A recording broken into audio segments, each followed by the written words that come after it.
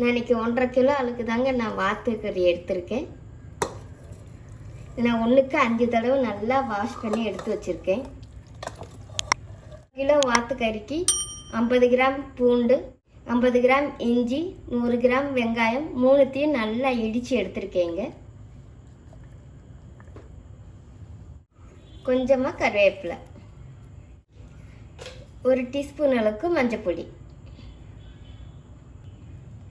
2 spoon அளவுக்கு உப்பு. இப்போ இதை ஒரு வாட்டி கலந்து விட்டுக்கோங்க. நல்லா மிக்ஸ் பண்ணி எடுத்துட்டேங்க. இப்போ நம்ம இந்த வாத்துக்கறி முங்குற அளவுக்கு தண்ணி ஊற்றிக்கலாம்.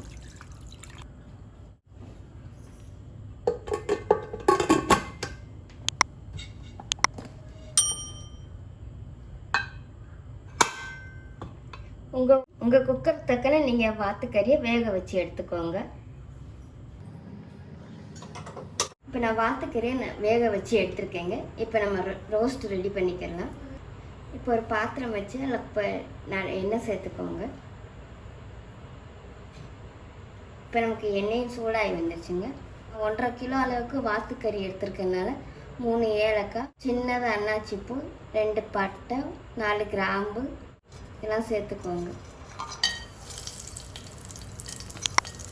3 பச்சை மிளகாய் இந்த மாதிரி நிகழமாக கட் பண்ணி எடுத்துருக்கேங்க. இதையே இப்போ நம்ம சேர்த்துக்கலாம். பெரிய சைஸு வெங்காயம் இந்த மாதிரி நிகழமாக கட் பண்ணி எடுத்து வச்சுருக்கேங்க. இப்போ இதையே நம்ம சேர்த்து நல்லா வதக்கி எடுத்துக்கலாம். இப்போ நம்ம வெங்காயத்தை நல்லா வதக்கி எடுத்தாச்சுங்க. மீடியம் சைஸில் 3 தக்காளி இந்த மாதிரி நிகழமாக கட் பண்ணி வச்சுருக்கேங்க. இப்போ இந்த தக்காளியை நம்ம இதுக்குள்ளே சேர்த்துக்கலாம். இப்போ நம்ம இந்த தாரா ரோஸ்ட்டுக்கு தேவையான அளவு உப்பு சேர்த்துக்கலாங்க. உப்பு சேர்த்து நல்லா வதக்கி எடுத்துக்கலாங்க தக்காளியும். இப்போ நமக்கு தக்காளி நல்லா வதங்கி வந்துடுச்சுங்க. இப்போ நம்ம பொடி வகை எல்லாமே சேர்த்துக்கலாம். 6 ஸ்பூன் அளவுக்கு மல்லிப்பொடி, 4 ஸ்பூன் அளவுக்கு மட்டன் மசாலா, 1 ஸ்பூன் அளவுக்கு மிளகாப்பொடி, 1/4 ஸ்பூன் அளவுக்கு மஞ்சள் பொடி. பொடி வகையெல்லாம் சேர்த்து கொஞ்சம் வதக்கி எடுத்துக்கலாங்க.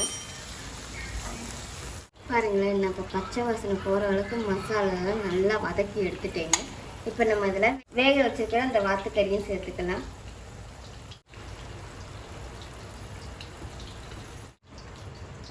நான் வாத்துக்கறி வேக வைக்கும்போது நல்லா வேக வச்சு தாங்க நான் எடுத்திருக்கேன். அதனால் நம்ம 2 நிமிஷம் ஹைலையும் 2 நிமிஷம் சிம்மிலையும் நல்லா கொதிக்க வச்சு எடுத்துக்கலாங்க.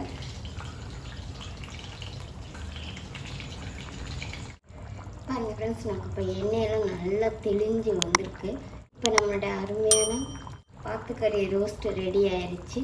இந்த அளவுக்குனாலும் நமக்கு இருக்கணுங்க. இதை சப்பாத்தி, நெய்ச்சோறு, பரோட்டா இது கூடலாம் வச்சு சாப்பிட்றதுக்கு சூப்பராக இருக்குங்க.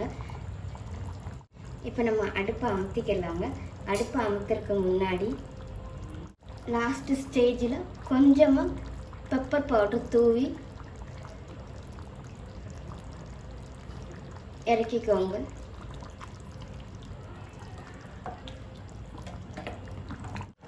அவ்வளோதாங்க. இப்போ நம்மளோட அருமையான வாத்துக்கறி ரோஸ்ட் ரெடி ஆயிடுச்சு.